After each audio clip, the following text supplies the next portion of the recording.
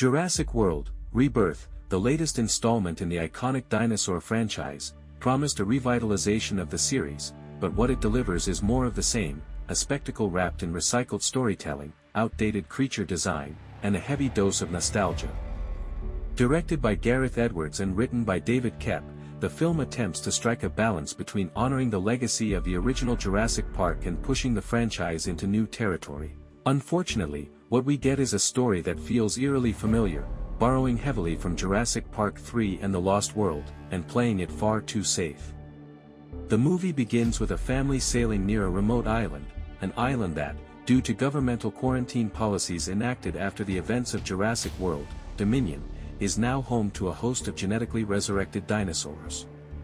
Their peaceful trip quickly turns into a nightmare when a pteranodon attacks their sailboat, stranding them on the island.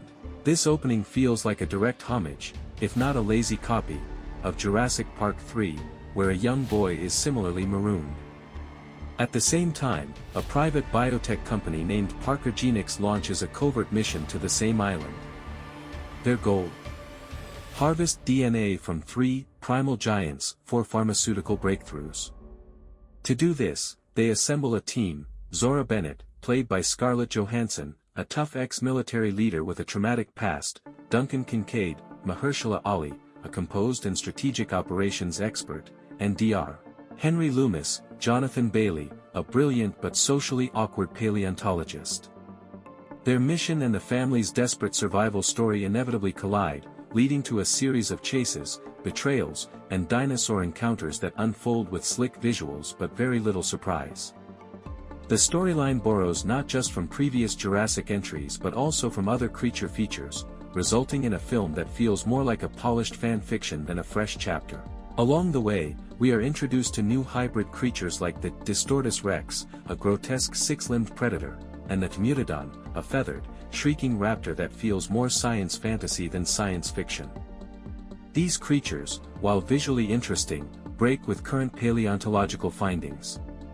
The decision to continue using outdated dinosaur designs, scaly skin, incorrect postures, no realistic feathers, has not gone unnoticed by critics or paleontologists. In fact, this creative stagnation is one of the film's major weak points, especially when modern science has painted a much more vibrant and accurate picture of how dinosaurs actually looked and moved. Despite its flaws, the film makes a few solid choices. The cinematography by John Matheson is stunning, especially the jungle and underwater sequences shot on location in Thailand. The return to practical animatronics for certain dinosaur scenes adds a level of tangibility missing in Dominion. Composer Alexander Desplat replaces Michael Giacchino, and his score is a rich orchestral blend that subtly incorporates John Williams' original Jurassic Park themes. Still, even with these aesthetic victories, the movie's plot remains painfully predictable. From the moment Parker Genix's motives are revealed to the explosive finale involving an erupting volcano, yes, again, it's clear the film isn't interested in subverting expectations. In terms of continuity, Rebirth is set 5 years after Jurassic World, Dominion. Following the collapse of Biosyn and the chaos of dinosaurs living among humans, governments agreed to relocate the surviving creatures to several isolated equatorial islands. These islands are supposed to serve as natural preserves, but just like in the past, corporate greed finds a way in. Parker Genix's covert expedition mirrors InGen's mission in The Lost World, and even the tunnels beneath the old InGen facilities make a reappearance. Though Dominion tried to inject new themes into the franchise, including bioethics and ecological collapse, Rebirth retreats back to the tried-and-tested survival thriller structure, sacrificing any real philosophical depth. The casting is perhaps the film's strongest asset. Scarlett Johansson brings physical intensity and emotional restraint to her role as Zora. Mahershala Ali is reliably commanding, and Jonathan Bailey steals every scene with a quirky charm that made his character go viral online due to his now famous, slutty little glasses. Rupert Friend plays the film's corporate villain, Martin Krebs, with oily arrogance, but the script doesn't give him much to do beyond monologuing and making questionable decisions. The family subplot, while emotionally thin, is held together by Manuel Garcia Rulfo's grounded performance and Luna Blaze's earnestness. Notably, legacy characters like Chris Pratt, Laura Dern, Sam Neill, and Jeff Goldblum do not return, a decision that makes the film feel more like a soft reboot than a true continuation. Production-wise, Rebirth had all the right ingredients, a budget estimated between $180 to $265 million, a competent director, a respected composer, and exotic filming locations. Filming was done using a hybrid of 35mm and digital formats, giving the movie a warm but polished visual texture.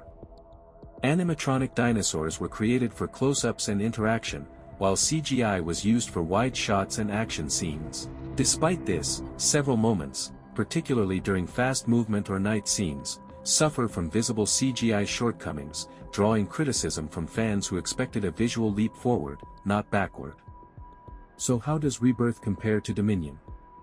It's certainly more focused and has better pacing. Unlike Dominion, which tried to juggle too many characters, legacy cameos, and subplots, including the bizarre locust epidemic, Rebirth tells a cleaner story. But that story is also painfully familiar.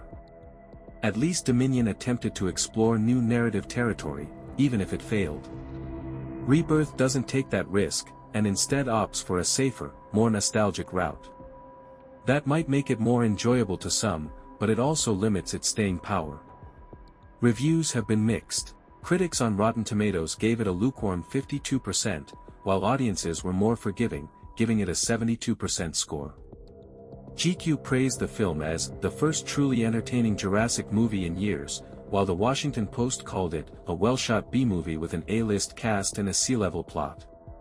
Reddit reactions range from impressed, best dinosaur chases since The Lost World, to disappointed, no new ideas, just new creatures.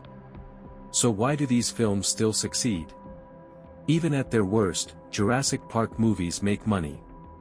Dominion made over $1 billion globally despite overwhelmingly negative reviews. The answer is simple: people love dinosaurs. They love the roars, the chases, the stomping footsteps in the jungle. They love the memory of seeing the original T-Rex step out of the paddock in 1993. It's less about storytelling and more about experience, about feeling like a kid again, even if the narrative is predictable and the science is 30 years out of date. The franchise has become a nostalgia machine, and for better or worse, audiences keep buying tickets. In conclusion, Jurassic World: Rebirth is a visually appealing, competently made, but creatively hollow film. It improves on Dominion by simplifying its plot and sharpening its pace, but it fails to introduce anything truly new. With dinosaurs still ruling the box office, Universal has little incentive to evolve the franchise. Rebirth is not a misstep, it's a calculated, risk-free return to form. But in playing it safe, it also makes it clear, this franchise isn't interested in evolution. It's interested in survival. And for now, that's enough.